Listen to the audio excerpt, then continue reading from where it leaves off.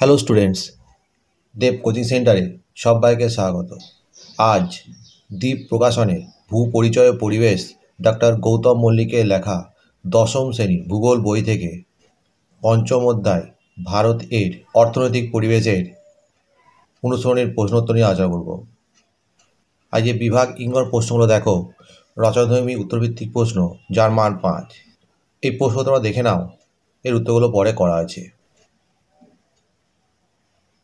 আজকের প্রথম প্রশ্ন দেখো, 1 নম্বর, ভারতের চা চাষের অনুকূল পরিবেশগুলি আলোচনা করো।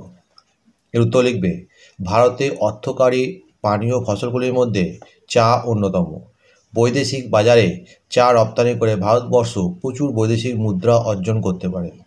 ভারতের মূলত উত্তর পূর্ব পার্বত্য অঞ্চলে এবং পশ্চিম ঘাট পর্বতমালার দক্ষিণ ভাগে চা চাষ হতে দেখা যায়।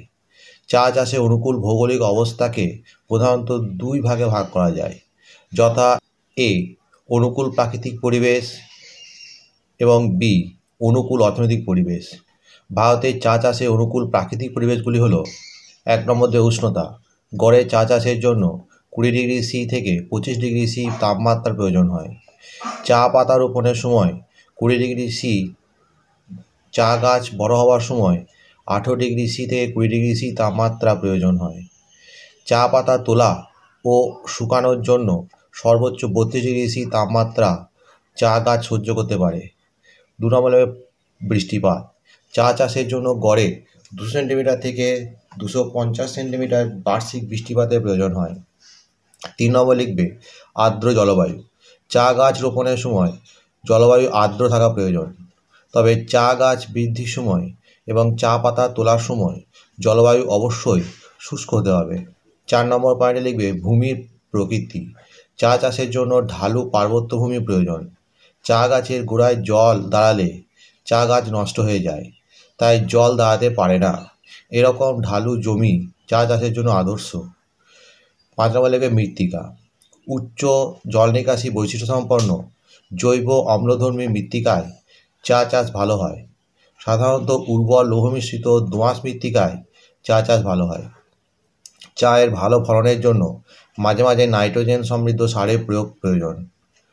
উপপৃষ্ঠীয় স্তরে মৃত্তিকার গভীরতা 2 মিটারের মতো হলে চা গাছের বৃদ্ধি ভালো হয়।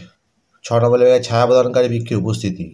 চা গাছ যেহেতু বেশি তাপমাত্রা সহ্য করতে পারে না, তাই চা গাছের সুস্থ বৃদ্ধির জন্য চা বাগানের মধ্যে মাঝারি উচ্চতায় গাছ রোপণ করা হয়। এই গাছের ছায়া চা গাছে বেড়ে ওঠার ক্ষেত্রে সাহায্য করে। ভারতের চা চাষে অনুকূল অর্থনৈতিক পরিবেশগুলি হলো: 7 নম্বর লিখবে, শ্রমিক। চা গাছে পরিচর্যা, নিড়ানো, আগাছা পরিষ্কার, নিয়মিত গাছ ছাঁটা ইত্যাদির জন্য প্রচুর শ্রমিকের প্রয়োজন হয়। চা পাতা 2টি পাতা 1টি কুড়ি তোলার জন্য অতিরিক্ত যত্নের প্রয়োজন হয় বলে নারী এবং শিশু শ্রমিকদের কাজে লাগানো হয়। 8 নম্বর লিখবে, মূলধন। চা গাছ রোপণের 2 বছরের মধ্যে কোনো উৎপাদন হয় না। এছাড়া উন্নত মানের চা চাষ, বাগানে চা পাতা বাছাই, শ্রমিকদের বেতন, উর্বরতা রক্ষার জন্য রাসায়নিক সার প্রয়োগ প্রভৃতির জন্য প্রচুর মূলধনের প্রয়োজন হয়। 2 নম্বর প্রশ্ন দেখো, ভারতের কফি উৎপাদক অঞ্চলগুলির পরিচয় দাও। এর উত্তরে লিখবে, ভারতের কফি উৎপাদক রাজ্যসমূহ। ভারতে কফি প্রধানত 3টি দক্ষিণ ভারতীয় রাজ্যে, যথা কর্ণাটক, কেরল ও তামিলনাড়ুতে চাষ করা হয়। কর্ণাটক রাজ্য একাই ভারতের মোট কফি উৎপাদনের প্রায় 3/4 উৎপাদন করে।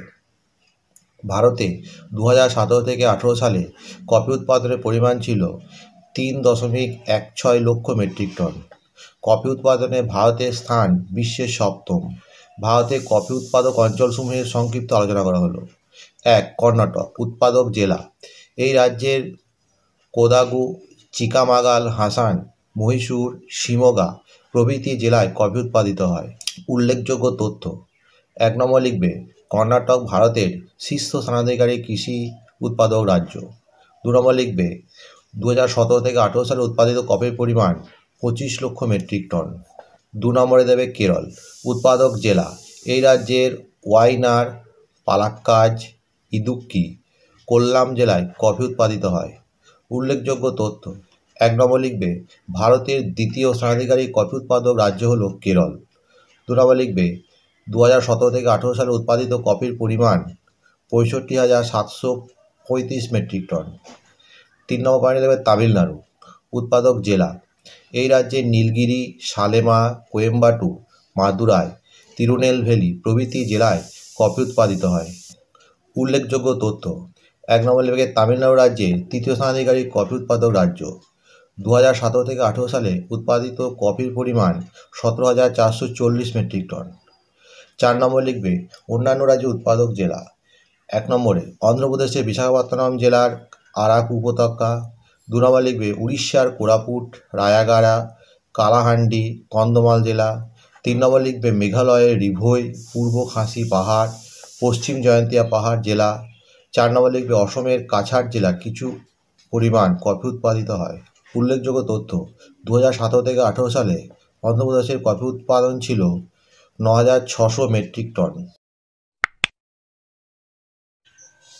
বন্ধুরা, এখানেই শেষ করছি। পরবর্তী ভিডিওতে আবার দেখা হবে। ভিডিওটি ভালো লাগলে অবশ্যই লাইক, কমেন্ট, শেয়ার করবে।